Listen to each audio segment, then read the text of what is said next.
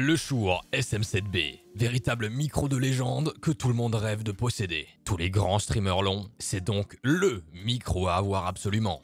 Ces derniers temps, je sais pas vous, mais je vois des Shure SM7B pop sur plein de lives. Je sais pas si pendant le confinement, il y a des Shure qui sont tombés du camion, ou s'ils ont commencé à pousser aux arbres, mais en tout cas, quelle meilleure occasion pour vous dire d'arrêter d'acheter ce micro.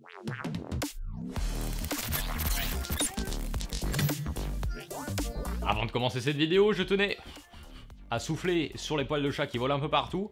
Avant de commencer cette vidéo, je tenais juste à vous remercier, vous êtes 2000 abonnés sur cette chaîne, c'est peut-être un détail pour vous, mais pour moi, ça veut dire beaucoup. Plus sérieusement, merci beaucoup à vous tous qui êtes abonnés, et si vous n'êtes pas encore abonnés, n'hésitez pas à le faire. Ici, on parle de tout ce qui touche de près ou de loin au streaming. Bref, ça va faire un an, je crois, que j'ai le Shure SM7B, et pour l'utilisation que j'en ai, pour rien au monde, je ne m'en séparerai. Mais pourquoi vous dire de ne pas l'acheter alors? En fait, il faut que vous vous sortiez de la tête que parce que 25 streamers que vous suivez utilisent ce micro, c'est forcément le micro à avoir. Je suis déjà à peu près certain que sur les 25, un tiers ne l'utilise pas correctement, du coup vous allez faire l'erreur de l'acheter et de mal l'utiliser à votre tour et d'être déçu d'avoir foutu 400 € dans un micro. Mais du coup, pourquoi est-ce que moi je l'ai acheté et je me permets de vous dire de ne pas l'acheter? Tout simplement parce que je savais ce que je cherchais avec ce micro. Un micro qui capture très peu de bruit ambiant, avec un bruit de fond relativement faible, qui donne un ton très radiophonique et qui colle à ma voix. Mais surtout, je savais que j'allais devoir l'utiliser très près de ma bouche, et avoir un setup visuel qui ressemble clairement à une station radio.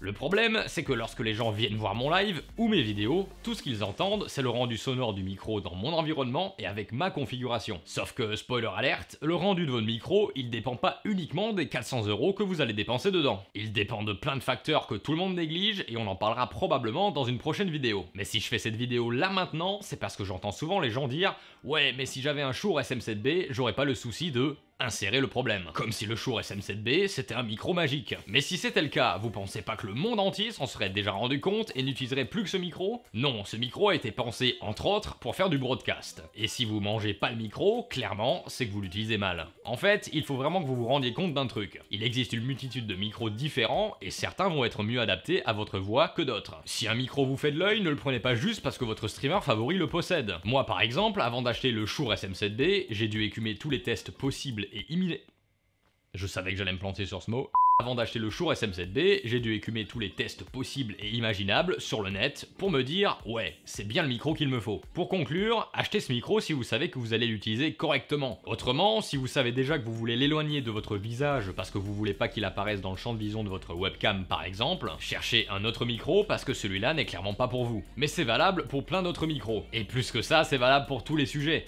Ne vous laissez pas influencer par nous, streamers ou youtubeurs. On peut être convaincu et satisfait d'un produit, mais avant de vous jeter dessus, posez-vous la question, est-ce que j'en ai vraiment besoin? Si oui, est-ce que ce produit en particulier correspond vraiment à mes attentes? Bref, restez curieux et prenez toujours un peu de recul lorsque vous regardez votre youtubeur ou streamer préféré utiliser un produit. D'ici là, portez-vous bien et arrêtez de jeter votre argent par la fenêtre. Ou alors, venez le jeter sur mon live. Allez, je vous dis à la prochaine, ciao!